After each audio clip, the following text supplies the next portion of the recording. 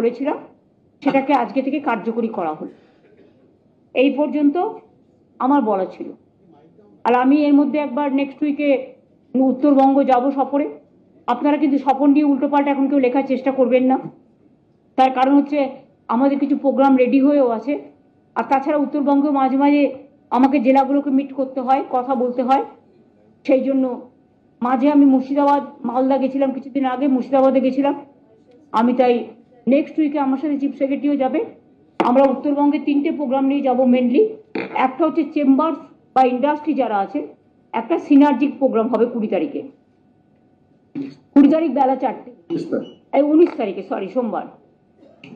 আর 20 তারিখে আমাদের প্রোগ্রাম হবে পাবলিক ডিস্ট্রিবিউশন প্রোগ্রাম। বানারহাটে